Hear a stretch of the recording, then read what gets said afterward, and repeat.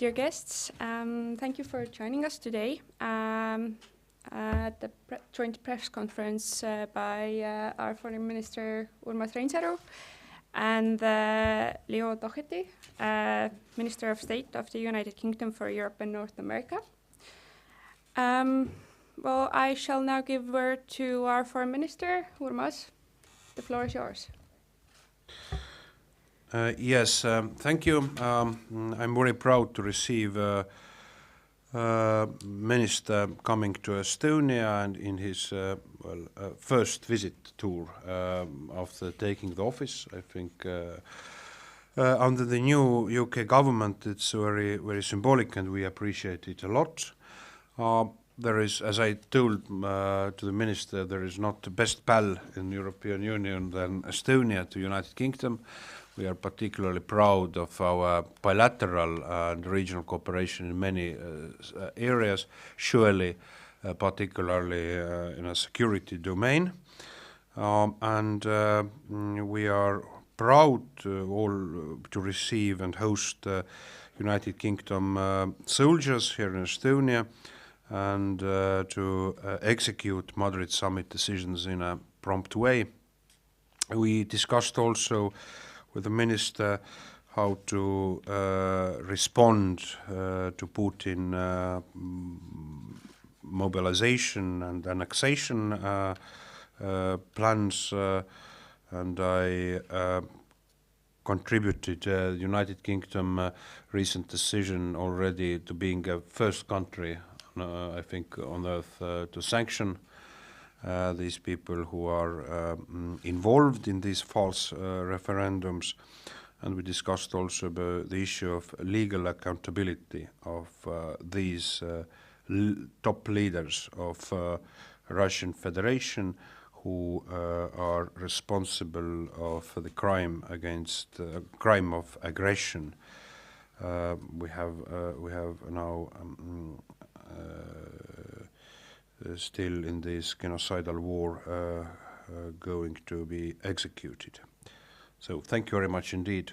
As I stated, Estonia and United Kingdom, from our assessment, to have a particular and unique relation. Well, Your Excellency, Foreign Minister, secret. Yeah, Your Excellency, thank you very much indeed for the very, very warm welcome this morning.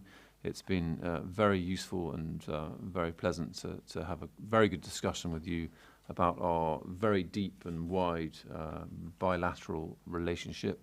We have an absolutely deep and shared collective security focus, and we're proud that we are able to have very significant military cooperation with our British military contributing part of the enhanced forward presence in your country. And I think that joint military working is a critically important part of NATO's response to Putin's aggression. And our Prime Minister has been very clear. She was speaking in the United Nations General Assembly last week. We have a new Prime Minister, but we have the same very determined policy with regards to resisting Putin's aggression, and I'm very pleased to be the new Minister for Europe, having come from the Ministry of Defence. And in fact, this is my third visit to Estonia. I've previously been here in my role as Defence Minister and a member of the Defence Committee in the British Parliament. So I've got a long-standing interest in defence issues. But of course, our relationship is much wider than defence. It covers a whole range of bilateral cooperation, and we're very proud of that, and I hope my visit will be a means of accelerating and deepening all of those various opportunities for joint working. So I'm very pleased to be here today. Well, thank you. We shall now move on to questions. Just to remind you, before you ask your questions, just introduce yourself and your outlet. Thank you. Thank you. Meinhard Pulk, Postimees. I have a question regarding visa policy issue. UK is not a member of Schengen area, but what has been UK's regulations and positions regarding inflow of Russian tourists to UK? Thank you. Thanks for the question. Of course, we are much less exposed to the countries bordering the Russian Federation to the likely flow that we have seen of people fleeing the so-called partial mobilization, understandably, because it's understandable that people don't want to be sent to Ukraine to their violent death. We will review we will keep our own policy under review.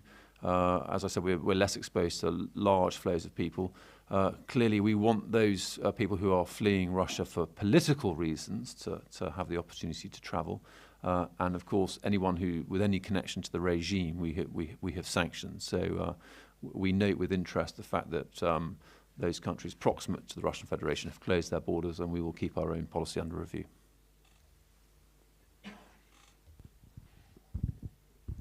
Good morning, Herman Kelomees from Delphi.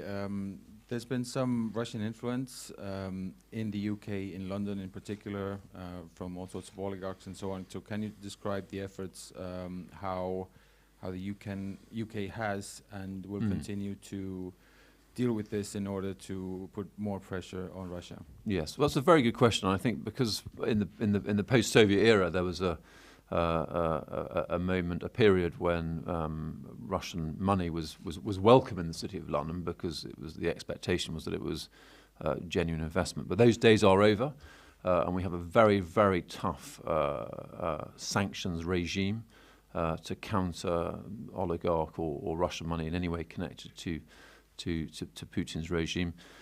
We have sanctioned over 1,100 individuals, 120 business entities. And we have frozen billions of Russian money in banks in the City of London. So the days of money flowing easily from the Russian Federation into London is 100% over, and we recognise that the economic component of resisting Putin's aggression is absolutely critical, and that's why our sanctions regime is harsh.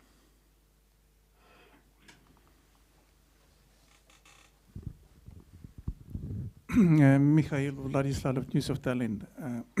Today is the last day of so-called referendums in 4 regions of Ukraine. Of course, there's already political reaction from both Estonia, EC, and the UK. What kind of sanctions do you see we can apply also, or what might be the political reaction to that? Because I suppose next step will be incorporating of these 4 regions within Russian Federation. It's serious. It changed political situation generally in Ukraine. Well, we have immediately sanctioned this last weekend 89 individuals directly connected with those illegal sham referenda.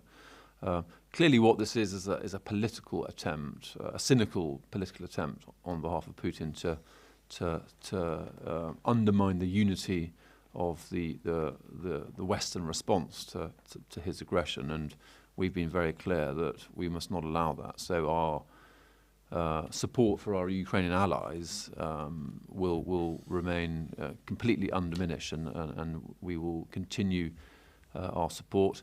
We have contributed £2.3 billion worth of British support this year. We will match or exceed that next year. So it's not the case that this will in any way diminish our resolve to maintain the tempo of our support to our Ukrainian friends. Let me add also, it was a very clear joint message also of European Union foreign ministers last week that it does not have any difference by any centimeter or any penny what this legal concept of Russia towards these territories is changing by their annexation, and this is also a very clear and steadfast position of Ukraine. And secondly, of course, we need to put additional restrictive measures. Estonia has made official proposal also to the European Commission. I informed also Minister to recognize these so-called People's Republics of Donetsk and Lugansk as a terrorist organizations solely. And I think the context is that as Putin doesn't get benefits on the battlefield, so to appease also his own audience, he tries now to take counter-offensive on the paper, basically. So thank you. If there's no more questions, we are finished for today. Thank you very much.